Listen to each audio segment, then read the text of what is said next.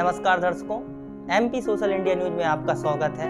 हम आपको लिए चलते हैं आज की ताजा खबरों की ओर। कभी गलियों में घूम घूम कर बेचे प्रोडक्ट, आज सालाना 30 लाख का कारोबार। बिहार के युवा का देश भर में डंका। पूर्णिया, अगर आप सही दिशा में सही कदम उठाते हैं तो सफल जरूर होंगे। इस बात को पूर्णिया के युवा उद्यमी ने सही साबित किया है। इस युवा का नाम सत्यम है और वह बांस से कई वैरायटी के सामान बनाते हैं। उनके प्रोडक्ट कई राज्यों में धूम मचा रहे हैं, जिसमें देश की राजधानी दिल्ली भी शामिल है। वहीं सत्यम के बैम्बू आर्ट स्टार्टअप का सालाना टर्नओवर 30 लाख रुपए है। दिल्ली के प्रगति मैदान में लगे इंटरनेशनल ट्रेड फेयर में भारत के अलग अलग राज्यों से उद्यमियों के द्वारा स्टॉल लगाई गई है। वहीं अलग अलग सामान मिलने की वजह से लोग दूर दूर से आकर न सिर्फ खरीद रहे हैं बल्कि तारीफ करते हैं। पूर्णिया के सत्यम ने बताया कि अभी उनका स्टार्टअप शुरू हुआ है, लेकिन उनका सपना काफी बड़ा है। साथ ही बताया कि दिल्ली के इंटरनेशनल ट्रेड फेयर उनके बांस से बने सामान की लोग खूब तारीफ कर रहे हैं। पढ़ाई के बाद उद्यमी बनने की सोचा। सत्यम ने कहा कि आज से कई वर्ष पूर्व अपनी पढ़ाई पूरी की, फिर इसके बाद युवा उद्यमी बनने का सोचा। इस बीच बांस के बने सामान का स्टार्टअप शुरू किया, फिर सड़कों और गलियों में भी बांस से सामानों को कुछ दिनों तक बेचा। फिर डिस्ट्रिक्ट 1 प्रोडक्ट के तहत उनके बांस से बने सामानों की खूब चर्चा होने लगी। इसके बाद अलग अलग जगह स्टॉल लगाना शुरू कर दिए। इससे न सिर्फ चर्चा मिली बल्कि सामान भी खूब बिक रहा है। सत्यम ने कहा कि वह दिल्ली इंटरनेशनल ट्रेड फेयर मेले में 70 से अधिक बांस से बने सामान आए हैं।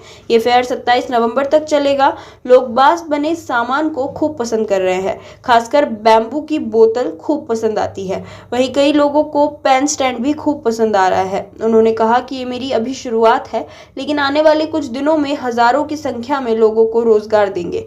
आज भी वह कई महिलाओं और पुरुषों को रोजगार दे रहे हैं, जबकि उनका सालाना टर्नओवर 25 से 30 लाख रुपए है।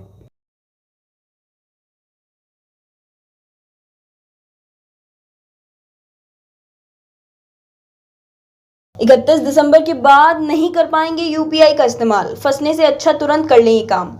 नई दिल्ली, 31 दिसंबर से कई लोग अपना यूपीआई इस्तेमाल नहीं कर पाएंगे। National payments corporation of India NPCI ने बैंक व फोन पे और गूगल पे जैसी थर्ड पार्टी एप्स को यूपीआई बंद करने का निर्देश दिया है।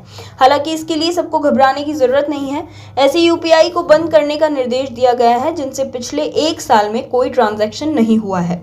एनपीसीआई ने यूपीआई बंद करने से पहले यूजर्स को ईमेल या मैसेज के जरिए नोटिफिकेशन भी भेजने के लिए कहा है। एनपीसीआई ने उम्मीद जताई है कि इस कदम से यूपीआई ट्रांजैक्शन और सुरक्षित होगा, साथ ही कई गलत ट्रांजैक्शन पर भी रोक लग सकेंगी।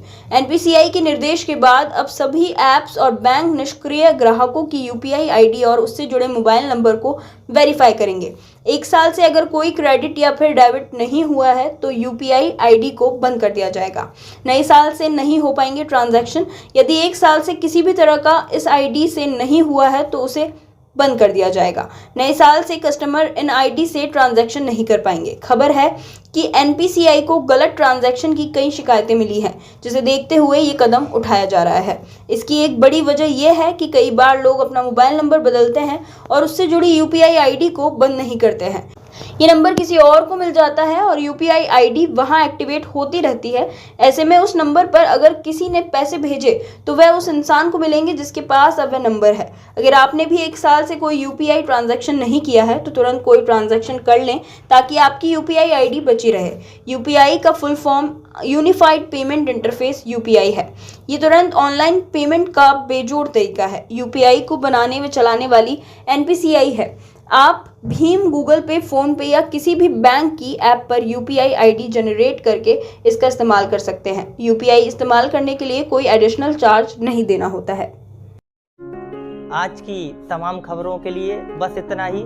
देश दुनिया से जुड़ी हुई खबरों के लिए आप हमारी वेबसाइट www.socialindianews.in पर सर्च कर सकते हैं। साथ ही हमारे YouTube channel social India news पर आप सब्सक्राइब कर सकते हैं, लाइक कर सकते हैं, फॉलो कर सकते हैं।